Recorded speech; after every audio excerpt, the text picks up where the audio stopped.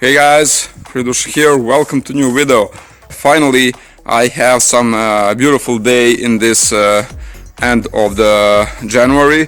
All this day in the last months it's been very cold with the snow, and today it's such a beautiful and quiet weather, so I can take my furnace, go outside and finally melt some copper powder and some aluminum.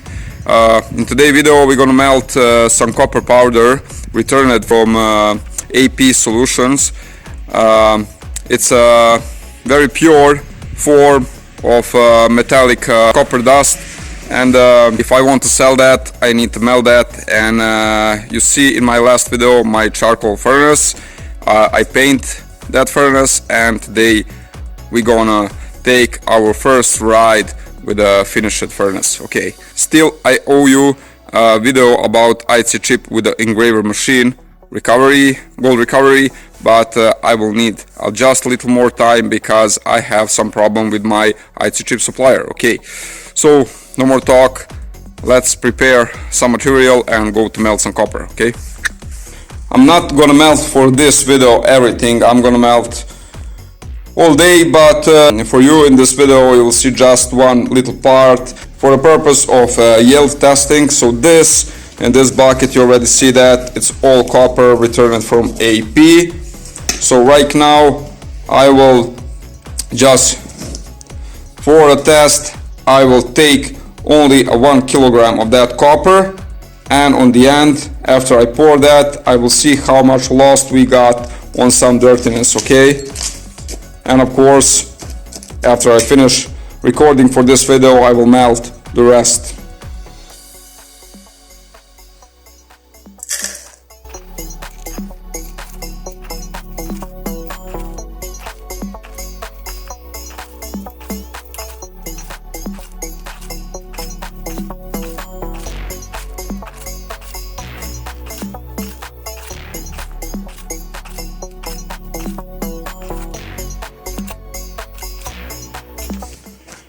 Okay guys, so you see that this pot is full, and I have here 1,002 grams. So here in this pot we have exactly 1 kilogram copper powder. So now we're gonna melt that and see how much we can get pure copper from that copper powder. Okay, so this is the copper powder returned from AP acid after recovery some gold foil, and this copper powder that's cemented with iron and with the aluminum briquette. Okay,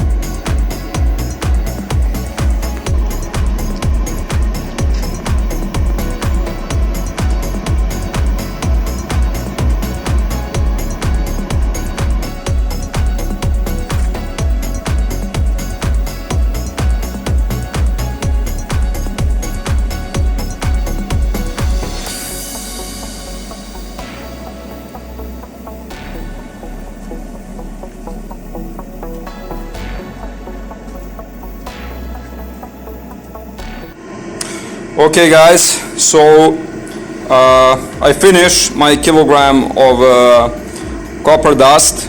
So this is the result what I have from that kilogram copper dust. Now I go to polish that and I will put that in the scale to see how much weight we have here and how much we lost. I got a couple of decent bar like these, see that? Look very nice. And this one too. And this is from my first crucible. In that first crucible the copper will melt, but when I take that outside to pour in the mold, everything is stay in the crucible, so I cannot pour because that big crucible is thick and takes some heat from the copper. And this is from small crucible, so small crucible work perfectly. This I use a high grade charcoal. After I melt these, I put some classic rock charcoal, cheapest rock charcoal, and this is the result. I got nice shape on one side, but on the other side is not that beautiful, but it is a solid copper, so this is important. So it is a solid copper. The other side look very nice, but that side look terrible. So right now I go to clean that and put that on the scale to see how much result is. And right now my furnace still go on. Now I use cheapest charcoal. This is just normal rock charcoal which you can find anywhere. In the bigger crucible I got some aluminum cans. Can I melt aluminum cans or aluminum into bars with this normal charcoal, okay?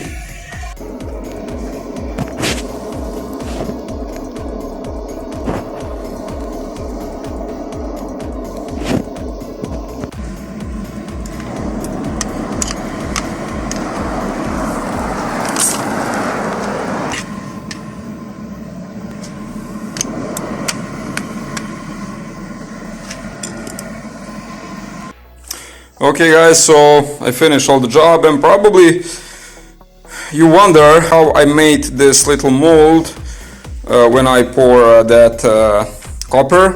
Well, this is a graphite base and just two steel end, and this mold is I don't use that today, but this is just from the pipe.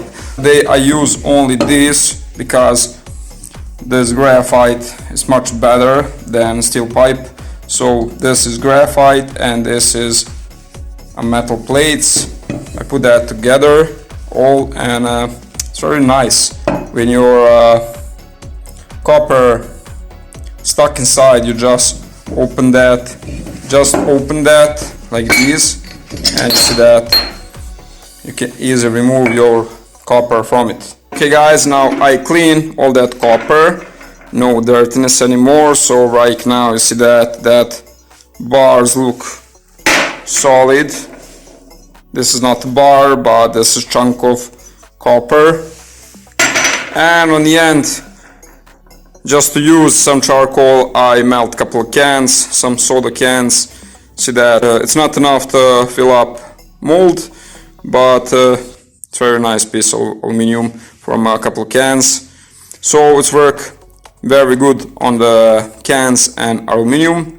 But today's video is about copper. Now we go to put that on the scale and see how much actually we got loss from all that copper powder returned from AP solution. Okay, this bar is today my bigger success. Got some little hole on the top, but see that it's very pure copper inside. It's not bad, it's pretty heavy, so let's see that. This bar is 358 gram. Okay, let's go to next one. Pretty shiny copper. So we have already 571 gram. This is my favorite for today. The other side look so cool, but this side is look amazing. I'm gonna keep that definitely. 729, and let's see that chunk from the bigger crucible. So I got 4 of them, 875 gram. So we have 875 gram from exactly 1 kilogram that copper powder. So the loss is 125 gram. So that loss go on that dirtiness on the top of the crucible and of course in the borax. So I think it's not bad. It's not bad at all. It's look very cool when you turn that like these. So I can remelt that too, but I'm not, because I will sell that copper. So anyway, the buyer pays me the same amount of money for this bar and for this bar and for this chunk. Just important to be a solid copper. Okay guys, so we came to the end of this video, and I hope you like what you see. This video show you how much loss you will get when you melt that copper powder from acid.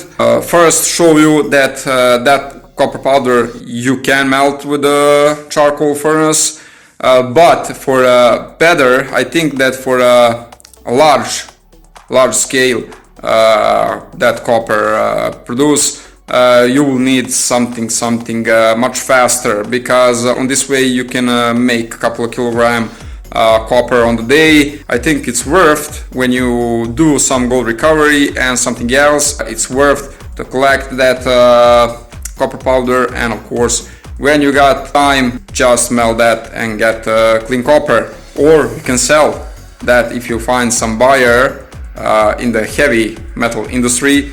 You can sell that in the dust form. Okay, so once again, that is all for today. See you soon. Don't forget to subscribe to my channel, and cheers mates.